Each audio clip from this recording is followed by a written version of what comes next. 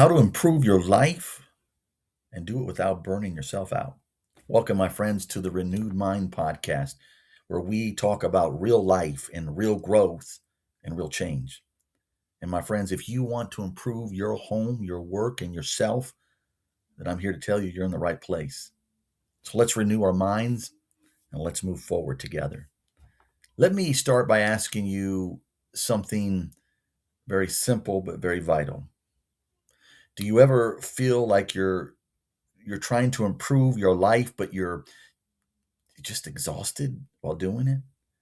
You you want a better home, you want a better work environment and a home environment, and you want more peace, more order in your marriage and what you do in everyday life. You want to do better at work.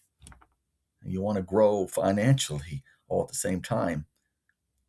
But you know it's going to take some discipline. But you just feel tired. And most of what you hear online and other podcasts sounds like this: wake up early, grind harder, do more. And then today's most popular phrase, optimize everything. But what if I tell you improvement doesn't start with doing more? What if it starts with, well, just serving better? Now, stay with me for a minute because this is not any kind of religious language today, but this is practical. The shift that changes everything, but most people don't understand it because most people try to improve their life by focusing sometimes just on themselves and nothing else. They talk about my goals and my growth and my productivity and all my results. But here's what I've learned through the years of leadership and parenting and marriage and mentoring others. If you want to improve life, are you ready for this? Then improve someone else's life first. If you want a better home, then ask, how can I make life easier for the people I live with? If you want a better workplace, then you got to ask yourself, how can I add value to the people that I'm working with right now? And if you want to grow as a person, then you got to ask yourself, who can I help grow? And here's the part that really surprises people, because when you focus on lifting others up, can I tell you, your own life rises, not instantly, but steadily? Imagine for a moment there's two employees. One shows up thinking every day, what do I need to do just so I can keep my job, so I don't get in trouble? But the rare one, he shows up thinking, how can I make my team better today? Let me ask you a question. Which one do you think gets noticed? Which one do you think gets trusted more? Matter of fact, which one becomes more valuable to the whole team? We all know it's the second one. Why? Because, and I need you to understand this, value always follows service. And this doesn't just work at work. I tell you, it works at home. You see, if instead of saying, no one appreciates me here at home anymore, why don't you ask, how can I show appreciation first? Don't wait for somebody, but you do it. What's going to happen? You're going to change the whole atmosphere of your home. Why? Because improvement always starts with initiative, action.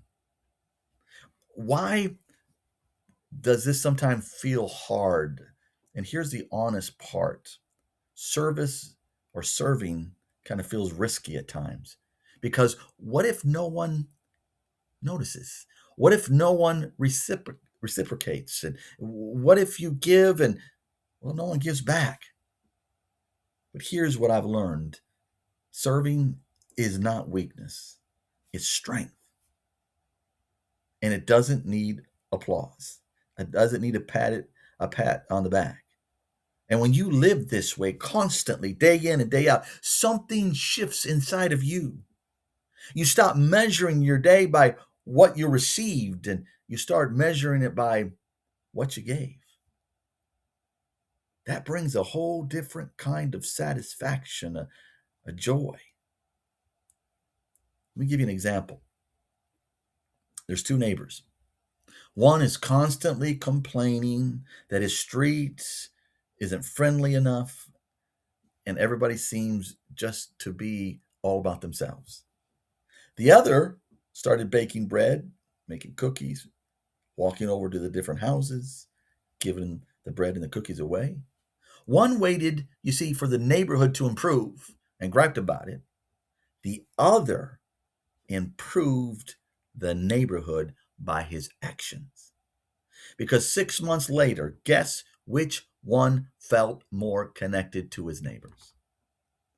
My friends, improvement doesn't begin with environment. It begins with initiative. It begins with you in action. And there's something that's built into us that responds to this. See, you and I are wired for contribution. We're not fulfilled by consumption alone, but we're fulfilled when we build, when we encourage, when we begin to strengthen each other. And whether someone realizes it or not, that wiring has a designer behind it. You see, the most influential leader in history built his entire life around serving others. And can I tell you, my friend, that model still works today? Here's our action plan. I know we say challenge a lot, but here's our action plan for today. At home, just do one thing that makes someone's day easier. Just one little thing. At work, solve one problem before you're even asked to solve it. And personally, ask yourself tonight, before you go to bed, who was stronger because I showed up today in their life? Don't overcomplicate it, because it's the small, consistent service that creates this massive long-term improvement. Over time, as you live this way, you're going to discover something deeper. It's peace, it's order that will increase in your life, in every area of your life. Confidence will stabilize.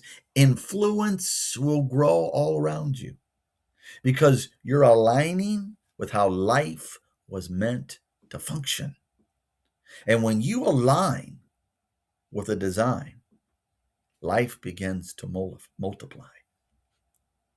My friends, if this episode has helped you think differently, can you hit that like button, hit that subscribe button, and share this with someone? Matter of fact, that's how you can make a difference in somebody's life today. Because someone you know might be trying to improve their life also. And they might just need a starting point, just like you did, just like I did. But never forget, always remember this: you were born with purpose. You were created not to just survive, but you were created to build, my friend.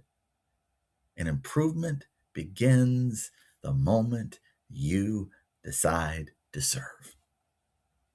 Until I see you again, either tomorrow or around the throne of God, can I just encourage you, keep renewing your mind. Keep walking forward with your head high, your shoulders back. Keep serving like our God does. God bless you.